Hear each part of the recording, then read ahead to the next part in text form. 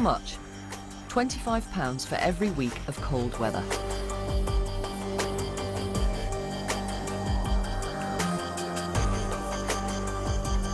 How to claim.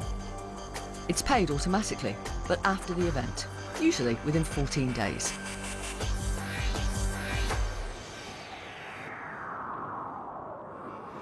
I'm going to talk now to Jodie Holler, who is a mum of a 19-month-old who sometimes can't afford to heat her home. Andrea Eftimue, who has asthma and ended up being hospitalised when her home got too cold, and Ruth London from the charity Fuel Poverty Action. Welcome, all of you. Thank you very much for coming on the programme. Jodie, good morning. Thank you for talking to us. How often do you go without hot water and heating? Sometimes it can be 2 or 3 days. Other times it can be longer. Sometimes it can be shorter. It all depends on what the weather's like and when I get paid. And explain why you have to make that decision to keep the heating and the hot water off for certain periods.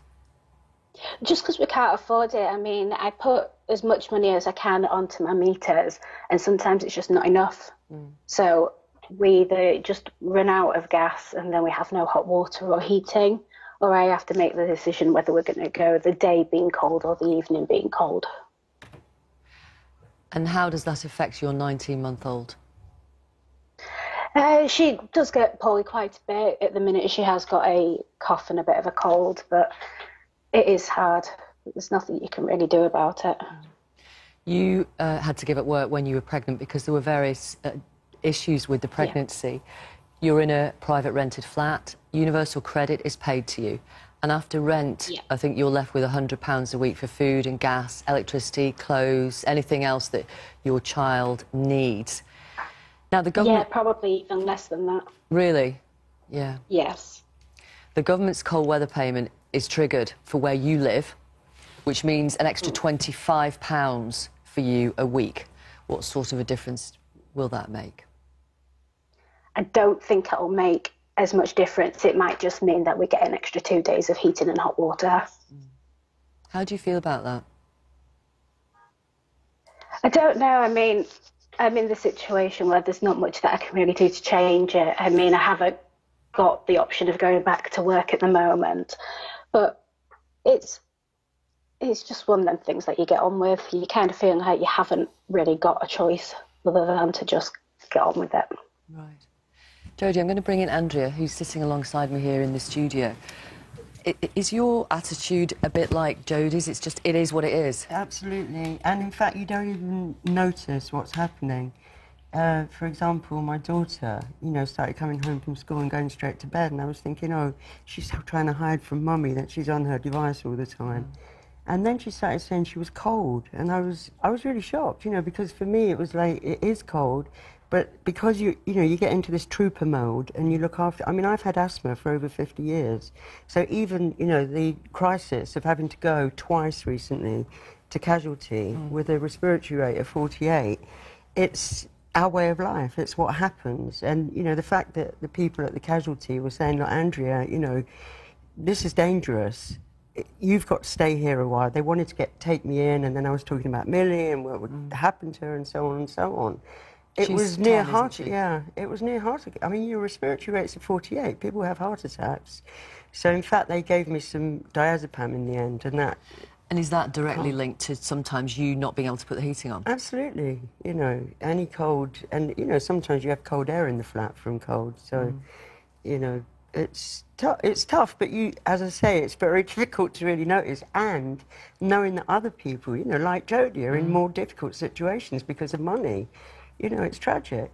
You know, if thousands of people are dying from fuel poverty every year, then, you know, something's really wrong here, just from lack of money. In terms of deaths from cold weather, we have the latest figures from 2017 into 18 over that... Sorry, 2016 into 17, I beg your pardon, over that winter period. What did they show, Ruth? It was 11,000 last winter, and some years it's more and some years it's less. But it's outrageous. It shouldn't be our way of life that people are dying because they can't afford to keep their homes warm. While, you know, some of the CEOs of the energy companies earn more in their bonus than most of people spend all year on their energy, it's not sustainable. And, you know, there are natural disasters and there are unnatural disasters. Fuel poverty is an unnatural disaster. People having their cladding removed because the cladding that was put on their buildings wasn't safe and caused an unnatural disaster at Grenfell. You know, and now they're freezing because they're in tower blocks with no protection from the elements at all. That was that's some an of those unnatural claddings. disaster. That was insulation, wasn't it? That was cladding and insulation, yes, which, you know, do help. They're absolutely vital to keeping homes warm. That's an unnatural disaster. And climate change, if you look at the snow, the weather that we're having now, climate change is also an unnatural disaster. And if we're going to actually ultimately keep warm and keep cool enough, because the other extreme is heat waves, if we're going to be able to survive on this planet, we have to do something to address that, and to address the prices people are paying and the terribly low levels of income in this country. You know, the fact that somebody can't afford to keep their home warm. You know, people on benefits having even the tiny amount that they have to begin with, often for disabilities, have been slashed, and then they get sanctioned and have nothing at all, you know, to put in the meter. And it clicks off and you lose not only your heat, but also your fridge, you know, the food in your freezer, your ability to charge your phone, you know, the things that all of our daily lives depend on. You know, those are things that are not something that we should just say, okay, that's life, you know, I'm a trooper, I have to get on with it. We have to be changing that. Yeah. I mean, a couple of the points that you raised, the government would say they're bringing various environmental measures. Okay, maybe not for a few years, but they are in terms of the climate change point you made. And also they would say, of course, they're going to cap fuel bills, which will help. We are very glad it's taken a couple of years since they first started talking about it. They finally are coming up with a cap on energy bills. Of course, it depends how much it is, and it depends also, you know, they say the energy prices are about to go up again, and that could pretty well wipe out the difference and leave us back where we started. So yes, we definitely do want a cap, but it's not a solution. You know, energy is much too important to be left to the firms that are ripping us off, as the government itself has said. It has to be taken back into people's hands. Red Tyneside says, the winter fuel payment is positive, but it's not enough. Those of us who are low paid and in work simply take the hit, driving us further into poverty. It really is heat or eat. Yes. For anybody watching now who is struggling to keep warm, what's your advice, Ruth?